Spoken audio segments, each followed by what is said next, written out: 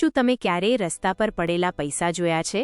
એક ક્ષણે મનમાં એક વિચિત્ર સંઘર્ષ ચાલે છે. એક તરફ મન કહે છે, અરે, લક્ષ્મીજીની કૃપા મળી ગઈ, અને બીજી તરફ વિચાર આવે છે, ના, કદાચ અશુભ હશે. અસલમાં આ પ્રશ્ન ખૂબ જ સામાન્ય છે, પણ તેનો ઉત્તર વાસ્તુશાસ્ત્ર અને ધાર્મિક દૃષ્ટિએ ખૂબ ઊંડો છે.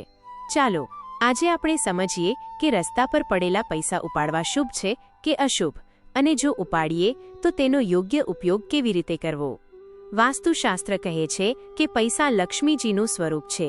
જ્યાં પૈસાની કદર અને પૂજન કરવામાં આવે છે ત્યાં લક્ષ્મીજીનો વાસ થાય છે.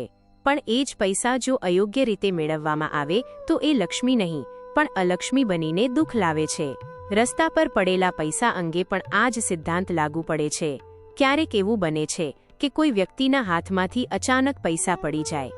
જો એ સ્થિતિમાં આપણે એ પૈસા માલિકને પરત આપી દઈએ તો એ કાર્ય અત્યંત શુભ ગણાય છે, કારણ કે એ કાર્યથી લક્ષ્મીજી પ્રસન્ન થાય છે અને આપના જીવનમાં ધન અને સદભાગ્યની વૃદ્ધિ થાય છે. પરંતુ બીજી બાજુ ઘણીવાર રસ્તા પર પડેલા પૈસા કોઈ શુભ સંયોગથી નહીં પણ કોઈ કારણસર મૂકવામાં આવ્યા હોય છે. વાસ્તુ અને તંત્રશાસ્ત્ર મુજબ કેટલાક લોકો નકારાત્મક ઉર્જા દૂર કરવા માટે કે કોઈ પર અસર કરવા માટે પૈસા રસ્તા પર મૂકે છે. આવા પૈસા સામાન્ય રીતે રસ્તાની વચ્ચે કે કોઈ ચોક પર જોવા મળે છે. ક્યારેક એ પૈસા સાથે ચોખા, હળદર કે કાળું તેલ પણ મૂકવામાં આવ્યું હોય છે. જો તમે આવા પૈસા જુઓ તો એને ક્યારેય ઉપાડવા ન જોઈએ, કારણ કે એ પૈસા તાંત્રિક વિધિનો ભાગ હોઈ શકે છે. એવા પૈસા ઉપાડવાથી એમાં રહેલી નકારાત્મક ઉર્જા આપના ઘરમાં પ્રવેશી શકે છે અને મનમાં અશાંતિ, ઘરમાં ઝઘડા કે આર્થિક નુકસાન જેવી પરિસ્થિતિઓ ઊભી કરી શકે છે. જો રસ્તા પર પડેલા પૈસા અચાનક મળી જાય અને આસપાસ કોઈ માલિક ન દેખાતો હોય તો સૌથી પહેલા મનમાં લક્ષ્મીજીનું સ્મરણ કરો.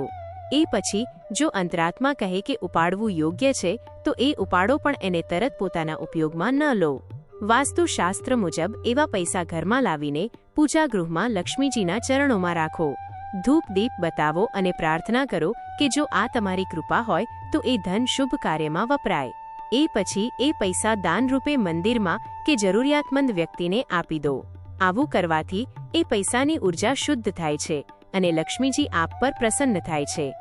જો પૈસા ઉપાડતા પહેલા મનમાં અશાંતિ કે શંકા થાય તો એ સ્પષ્ટ સંકેત છે કે એ પૈસા તમારા માટે નથી.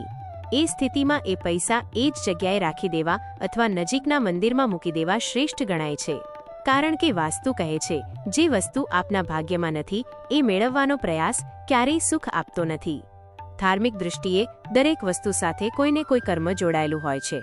જો એ પૈસા કોઈની મુશ્કેલીના પરિણામે પડ્યા હોય તો એ પૈસા ઉપાડવાથી એ વ્યક્તિની દુઃખદ ઉર્જા આપની સાથે જોડાઈ શકે છે. પરંતુ જો એ પૈસા લક્ષ્મીજીની કૃપા રૂપે મળ્યા હોય તો એનો યોગ્ય ઉપયોગ સેવા, દાન કે પૂજા માટે કરવો એ જ સાચું ધન પ્રાપ્તિનું સત્ય છે. અંતમાં એક વાત યાદ રાખો, લક્ષ્મીજી એ ત્યાં જ વસે છે જ્યાં શુદ્ધ મન અને સત્યતાનો વાસ હોય. તેથી રસ્તા પર પડેલા પૈસા જોઈને ઉતાવળ ન કરવી, વિચારપૂર્વક નિર્ણય લેવો. શુદ્ધ મનથી કરેલું કર્મ હંમેશા શુભ પરિણામ આપે છે. જો આ વાતો તમને જ્ઞાનવર્ધક અને ઉપયોગી લાગી હોય તો આ વિડીયોને લાઇક કરો, તમારા વિચારો કોમેન્ટમાં જરૂર લખો અને ધાર્મિક તથા વાસ્તુની એવી જ રસપ્રદ માહિતી માટે ચેનલ ધાર્મિક જ્ઞાનને સબસ્ક્રાઇબ કરવાનું ન ભૂલશો.